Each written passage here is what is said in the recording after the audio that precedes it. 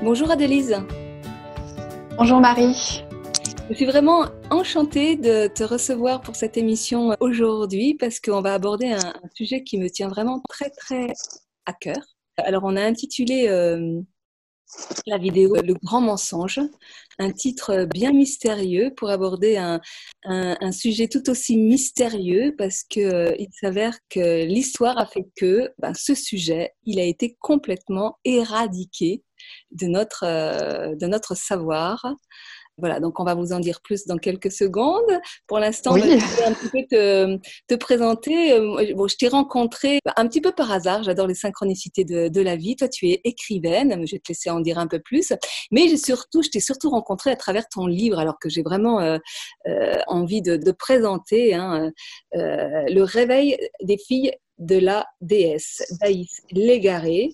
Un véritable thriller qui aborde d'une façon très très originale finalement l'histoire et cette histoire de la culture matriarcale à l'époque où Dieu était une femme, culture matriarcale qui a duré 15 000, 20 000 ans, hein, et dont on ne parle absolument pas, et comparativement à la culture patriarcale qui est, elle, d'actualité depuis 5000 ans environ.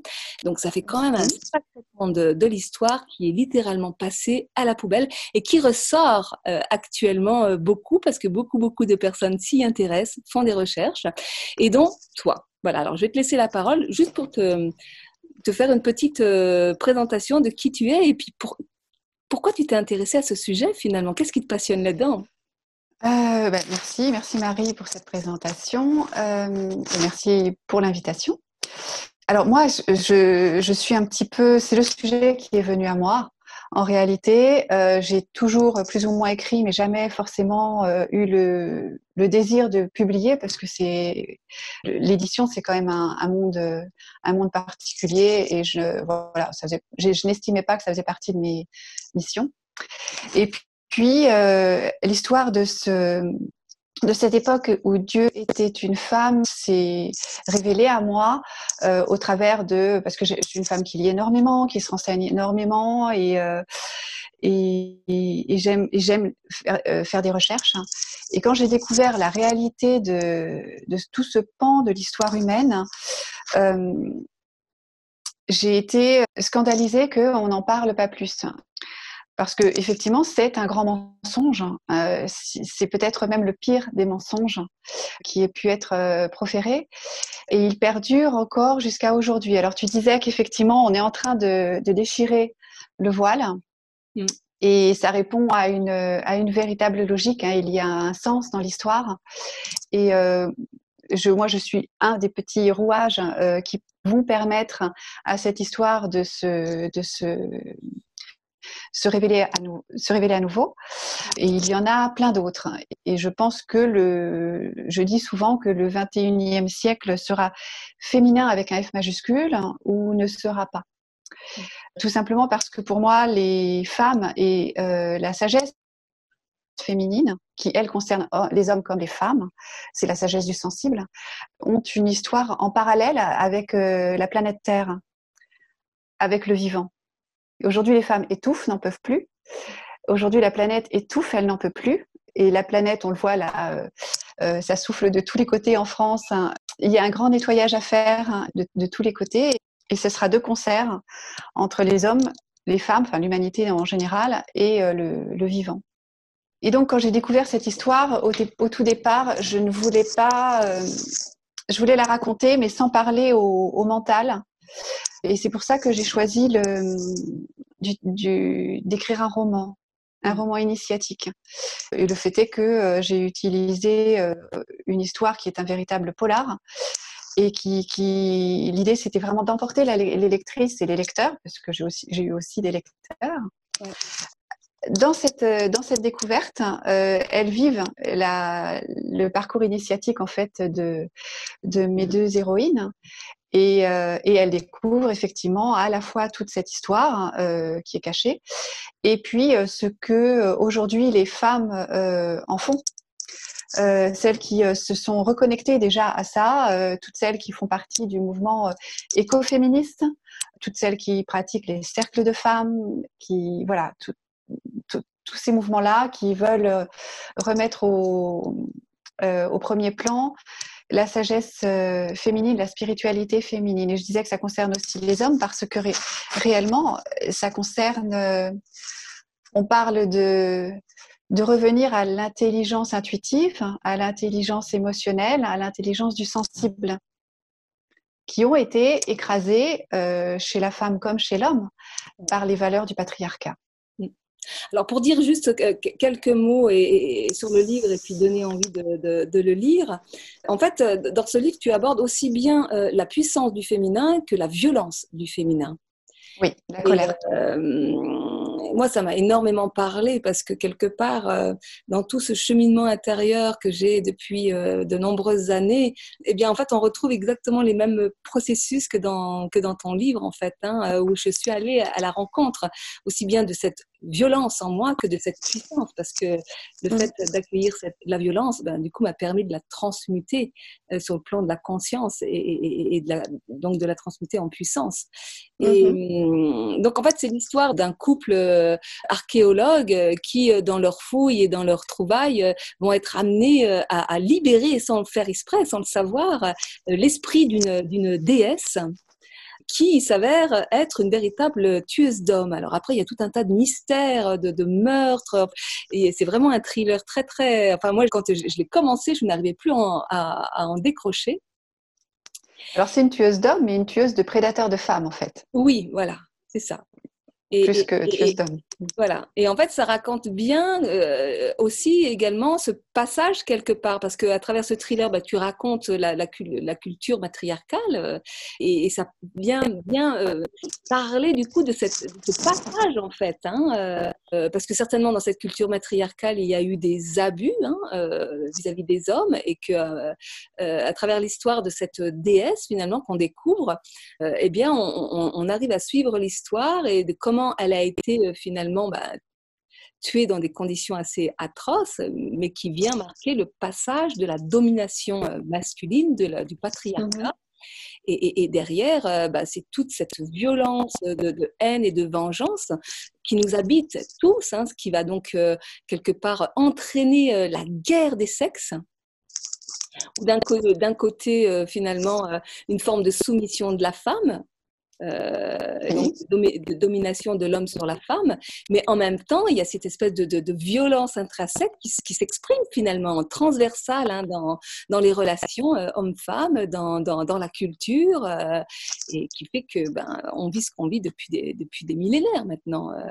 Voilà. Alors après avoir exploré les deux extrêmes, culture matriarcale et culture patriarcale, peut-être qu'effectivement on va être amené à vivre un juste milieu en tous les cas. Il y a un TMD en préparation en plus. Hein, ouais, je pense que ces cultures matriarcales, peut-être que certaines ont effectivement un peu exagéré et peut-être trop étouffé le masculin, mais elles n'auraient pas pu perdurer pendant des milliers d'années si en fait leur système n'avait pas été équilibré entre hommes et femmes. Le malheur, c'est que quand on utilise le mot matriarcal, il est en miroir avec le mot patriarcal et immédiatement on se dit alors qui avait le pouvoir ? Et peut-être que la question à l'époque n'était pas une guerre des sexes, justement, ou un pouvoir d'un sexe sur l'autre. Certainement, et on en a des traces, il y a eu des abus vis-à-vis des hommes, mais pas aussi violents et pas aussi radicaux que ce qu'on vit dans le patriarcat depuis environ 5000 ans.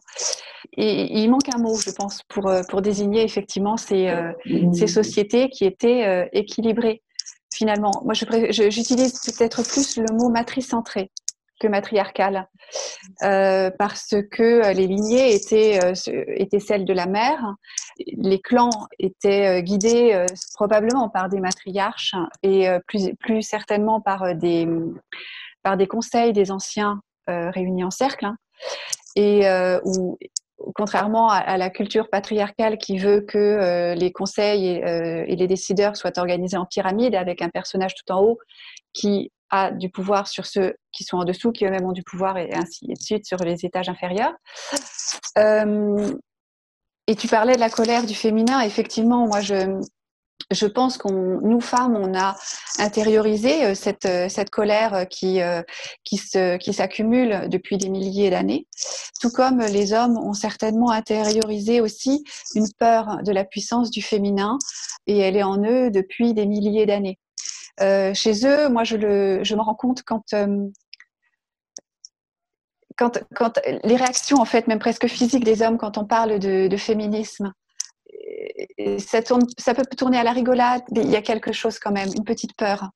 Et peut-être que ça vient soit de la conscience que quelque part le masculin est coupable depuis 5000 ans et que c'est un sujet sensible, soit qu'effectivement il y a quelque part mémorisé ces 20 000 ans où les matriarches régnaient et prenaient plus facilement les décisions.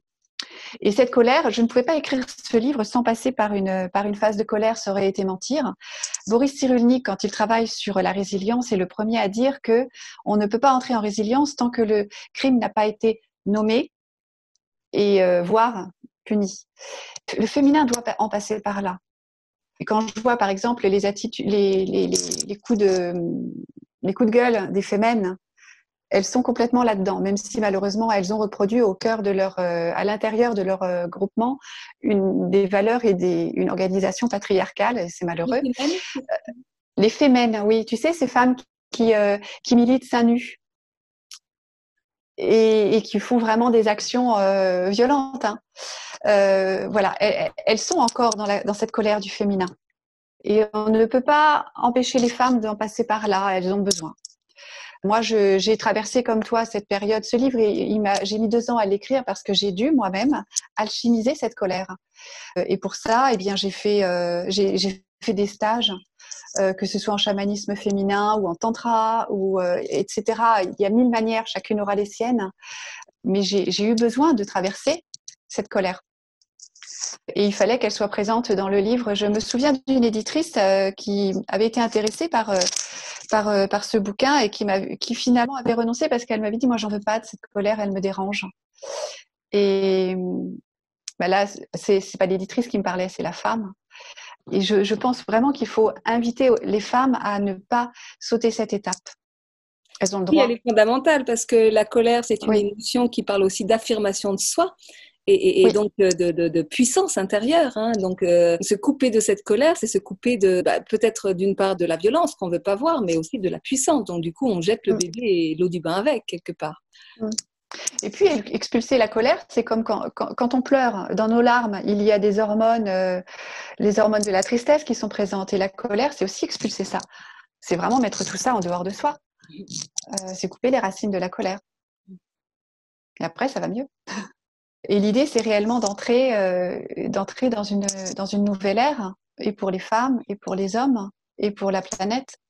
Et là, je suis en train de mettre la dernière main. Je dois remettre mon dernier tapuscrit qui sera un essai historique pour guider les femmes en fait à se réapproprier des sanctuaires anciennement dédiés au féminin, et puis aussi des archétypes, des personnages liés à l'histoire du féminin. Et ça, c'est aussi une autre quête encore. Savoir se créer des lieux ressources pour se régénérer, se ressourcer, des lieux et des personnages, des entités ressources. C'est un autre chemin pour les femmes, une autre quête. Mais c'est vrai que, comment dire, on a tellement corporalisé en nous-mêmes cette culture patriarcale qu'effectivement, on aurait tendance à regarder tout ce temps de l'histoire que tu appelles la culture matricentrée, c'est ça ? Oui. Voilà, avec les yeux et une pensée patriarcale, alors qu'effectivement, j'ai envie de revenir à cette histoire du pouvoir qui du coup n'existait pas dans cette culture-là et où avaient été mis en place des modes de fonctionnement centrés sur des valeurs féminines, parce que finalement, ce qui a été éradiqué, ça a été tout un pan de l'histoire. Est apparue donc la domination des hommes sur les femmes par la force, mais a aussi été éradiquée toutes ces valeurs féminine. Et donc, du coup, ce faisant, l'homme s'est coupé de son féminin intérieur. Oui, tout à fait. Tout à fait.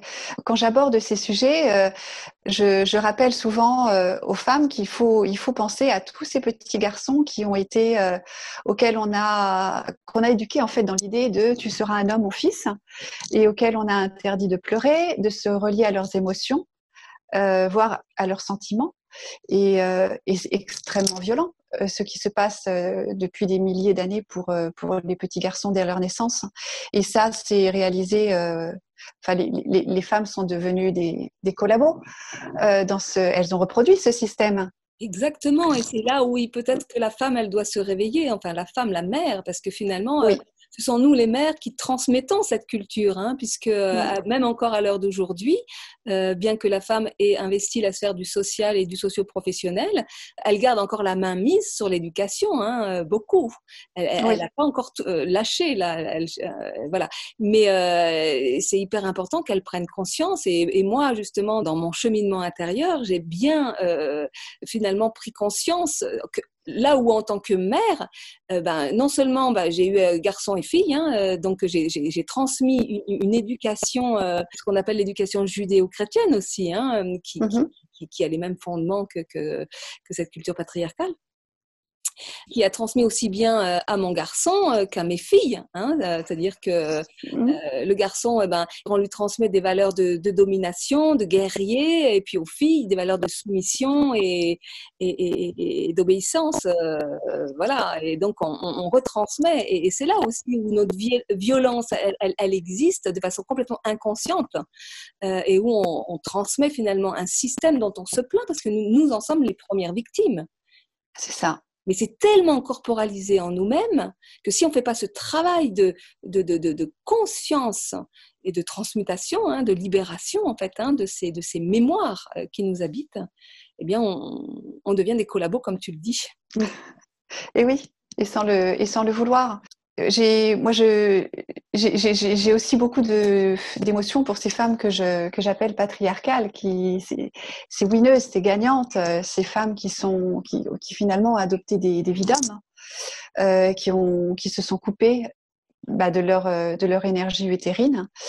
Mais c'est pareil, elles reproduisent cette violence et elles la reproduisent contre elles, en fait. C'est la working girl en talons aiguilles et pourtant, et voilà, et moi je m'efforce toujours de me rappeler que ce sont mes sœurs et qu'on a quelque chose à faire ensemble, même si pour l'instant ces femmes-là, dans cet instant T, elles ne sont pas encore à l'écoute. Alors, j'ai aussi envie d'aborder un petit peu le poids de la religion judéo-chrétienne qui apparaît il y a, je dirais, il y a 2000 ans, hein, et qui est complètement imprégné de cette culture patriarcale, hein, qui même est devenue une autorité, puisque cette culture judéo-chrétienne, elle a, je dirais, mis en place des dogmes et un mode d'éducation et de culture qui vient bien soumettre la femme, tu enfanteras dans la douleur, ou quelque part, cette culture judéo-chrétienne, elle a complètement éradiqué le rôle et la place des femmes dans l'histoire et dans la religion. Et en l'occurrence, on le voit bien avec la place de Marie-Madeleine auprès de Jésus. Où finalement, alors ça c'est pareil, hein, ça commence à se dévoiler, il y a beaucoup de personnes qui ont fait des recherches et qui ont écrit sur Marie-Madeleine, qui était loin d'être une prostituée, hein, qui était une femme initiée, sans laquelle Jésus n'aurait pas pu être ce qu'il a été. Oui. Et puis même Marie, hein, parce que en fait, on le sait peu, mais avant Jésus, il y avait de très nombreuses déesses qui étaient des déesses vierges. Chez les païens, Isis étant la plus fabuleuse des déesses vierges qui soient parvenues jusqu'à nous. Elles étaient vierges non pas parce qu'elles étaient sous le sens avec le sens qu'on donne aujourd'hui à ce mot. Elles étaient vierges, mais pas par l'hymen. Elles étaient vierges parce qu'elles n'appartenaient à personne et qu'elles étaient capables de s'auto-féconder. Et c'est le miracle que réalise Isis. Et donc Marie est une déesse vierge parmi toutes les autres, en réalité. Elle s'est auto-fécondée. Et elle n'est pas vierge parce qu'elle n'a appartenu à aucun homme auparavant. Et puis, évidemment, il y a la figure de Marie-Madeleine, qu'on est grandement en train de se réapproprier, et heureusement. Et derrière elle, il y a la grande initiée, il y a la femme tantrique, celle qui sait utiliser la sexualité sacrée pour se relier et accompagner, en fait, emmener avec elle l'homme dans une connexion tertielle. Hmm. Donc là, tu as terminé un nouvel ouvrage dont tu parlais tout à Mm-hmm. l'heure, plutôt historique, où tu reprends, qui va être édité bientôt. Il est prévu pour fin novembre. Ce bouquin, il va être un petit peu, il n'est pas écrit sous un mode de manuel, en fait, pratique, parce que moi, mon don, c'est l'écriture.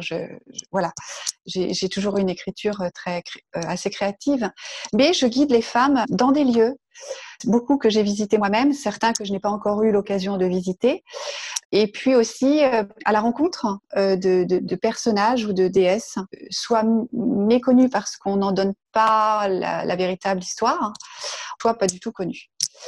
Et l'idée, c'est réellement, parce que je pense là, le grand œuvre a déjà démarré. Beaucoup de femmes savent ont entendu parler, en fait, de cette époque où Dieu était une femme. Mm. Donc ça, je le traite dans le premier chapitre. Je reviens dessus, mais c'est pas le cœur du sujet.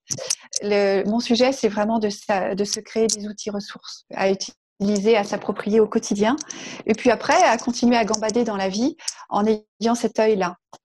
Je visite tel lieu. Ah tiens, on me dit que c'est christiano-chrétien, et je regarde autrement. Et je vais voir ce qu'il y a dans les fondations. Et j'interroge le lieu. Et voilà. Et c'est du coup après, c'est un jeu, en fait, avec la vie, que de savoir se réapproprier ce qui est ésotérique, en fait, ce qui est caché. Et qui nous habite. Oui, il est là. Ouais. Voilà. C'est pour ça que c'est hyper important de prendre conscience de l'histoire dont nous sommes issus, puisque c'est nos mémoires. Mm. Tant qu'on n'a pas conscientisé ces mémoires, elles nous agissent de l'intérieur comme des pantins, et que l'idée, c'est de se libérer de ces mémoires et d'arrêter de s'identifier à l'histoire qu'on nous raconte et qui n'est pas la véritable histoire, puisqu'elle est complètement clivée d'une part de vérité. Oui, se libérer de ces mémoires négatives, mais aussi libérer les mémoires de cette époque-là qui sont en nous. J'ai fait l'école catholique, voilà, comme beaucoup de gens, en fait, j'ai été élevée dans ce monde judéo-chrétien. Mais à l'église, je m'ennuyais profondément. Il manquait quelque chose. Voilà, je me demandais pourquoi moi j'étais pas normale. Qu'est-ce qui se passait ou qu'est-ce qui ne se passait pas en moi et pourquoi. Je me rappelle très très bien que même adolescente, j'avais une déesse, une statue de Vierge Noire dans ma chambre. C'était la seule bondieuserie que j'avais dans ma chambre et je l'ai gardée même ado. Et cette statue-là, elle faisait vibrer en moi quelque chose. J'ai compris bien plus tard pourquoi. Mais la mémoire, elle était là. Et on a toutes ces mémoires en nous. Ça peut être, donc pour moi, ça a été cette statue. Ça sera autre chose pour toi et les autres femmes. Mais c'est vraiment réveiller ça. Tout est là. Oui, du coup, oui, parce que la libération des mémoires, ça consiste bien entendu du coup à libérer toutes les ressources, les dons, les talents dont nous sommes porteurs, hommes et femmes, et qui peuvent, en étant libérés, nous apprendre à vivre autrement. Oui, je rebondis là sur ce que tu dis par rapport au talent, libérer les ressources et les talents. Une des plus grandes pertes, je crois, des religions du Père, ça a été que on a arrêté de pratiquer ce que je pense que les païens pratiquaient avant, c'est-à-dire la rencontre avec nos ombres. Et ça, je l'explique à l'occasion de plusieurs lieux dans l'essai historique qui va sortir. Auparavant, on allait réellement rencontrer ces ombres, ces peurs, ces blocages. Et alors, quand on parle d'ombre ou de peur, évidemment, on a encore une fois une vision judéo-chrétienne. C'est aller regarder nos colères, nos jalousies, etc., toutes ces émotions négatives. Mais c'est bien plus que ça. C'est aussi aller à la recherche de tout ce qu'on a caché à l'intérieur de nous. Et ça inclut même nos dons les plus précieux, ce pourquoi nous sommes venus sur Terre, ce que nous sommes supposés révéler de nous-mêmes au monde, en fait. Et nous sommes nombreux et nombreuses à garder enfouis ces dons-là parce qu'on a trop la trouille de les révéler. Et ça fait partie de cette La quête. trouille, parce qu'elles ont été aussi interdites. Hein, moi, Oui. je vois bien aussi dans les personnes que j'accompagne. Hein, mon travail consiste à leur permettre d'aller décoder leurs dons, leurs talents, leurs ressources, et où parfois elles savent qu'elles les possèdent, mais elles ne les épanouissent pas parce que elles pensent qu'elles sont folles, qu'elles sont pas autorisées, que c'est interdit, que si je commence à épanouir ce don, ce talent-là, je vais être rejetée par mon clan, par ma communauté, par ma famille. Donc il y a vraiment des peurs terribles, et ces peurs-là, elles sont liées effectivement à toute cette violence dont la Ouais. femme a été victime depuis des millénaires, puisqu'elle a été brûlée, hein, comme sorcière. Hein. Donc attention à tout ce qui ses dons et ses talents intuitifs. Qui sont en lien avec la connexion avec les plans subtils, etc. Ils ont été chèrement et durement payés. Donc, comment révéler tout ça sans être dans la peur, quelque part, c'est tout un cheminement intérieur. Hein. Et oui, et cette quête, alors ça concerne, l'exemple le plus flagrant, ça va être la guérisseuse née qui a trop peur de finir sur un bûcher et qui du coup camoufle tout ça. Mais ça va être aussi une responsable des ressources humaines qui voudrait tellement avoir le droit, la possibilité de mettre de l'amour et de la sensibilité dans la façon dont elle accompagne les salariés de son entreprise. Tu vois, c'est c'est tout ça. Oui, ces talents en lien avec notre sensibilité, ils peuvent s'exprimer à travers multiples domaines de la vie quotidienne, à travers notre sphère socio-professionnelle, chacun dans son métier très différent. On n'est pas Oui, obligé de devenir une sorcière. Euh, exactement. voilà, Ouais. voilà. Tout ça est passionnant. En tous les cas, il y a vraiment beaucoup d'ouvrages qui ont été écrits sur le sujet. Bon, là, aujourd'hui, c'est toi que je reçois, donc je parle des tiens parce que j'ai lu les tiens. J'attends les autres avec beaucoup d'impatience. Tu m'as dit aussi qu'il y allait donc avoir un tome 2 Oui. à ce livre. Ouais, une fois que moi j'ai fini mon boulot là sur l'essai historique, je démarre l'écriture du tome 2 et puis j'ai tellement d'autres livres qui sont là. En fait, quand Daïs Légaré est paru, l'univers a fait que je suis tombée très malade et j'ai eu 2 ans où je n'ai vraiment pas pu écrire. Bon, à l'époque, j'étais assez en colère. J'ai pas compris tout de suite le sens de ce qui me tombait dessus. J'ai vraiment vécu pour celles qui connaissent le mythe de la descente aux enfers d'Inanna, j'ai vraiment vécu cette descente aux enfers et du coup la rencontre avec les ombres. Et donc j'ai plein de livres pendant ces 2 années qui sont emmagasinés là-haut et il me reste à les transmettre dans la matière. Donc ça va venir. Ouais, super. En tous les cas, je vous invite vraiment à faire vos recherches, à aller lire. Sur Internet, on trouve plein de vidéos hyper intéressantes, hein, la culture matriarcale, la place, le rôle des femmes dans l'histoire, la religion, l'histoire de Marie-Madeleine, mais pas celle pas celle officielle. Hein, enfin, bon, il y a vraiment plein d'ouvrages très, très intéressants. Voilà, on met tous tes liens sous la vidéo. Merci à toi, Marie. Bah écoute, merci à toi. Et puis bon, on a juste approché un petit peu le sujet, hein, parce que c'est tellement un sujet qui est très vaste. De toute façon, moi j'ai envie vraiment de faire des émissions autour de ce thème-là. Je dirais que peut-être tu es la première vidéo qui initie une Un série cycle. de vidéos. Et donc au plaisir de te revoir, de te réaccueillir pour continuer ce dévoilement. Avec plaisir alors. Merci à toi et au revoir à tous. À très À bientôt. bientôt.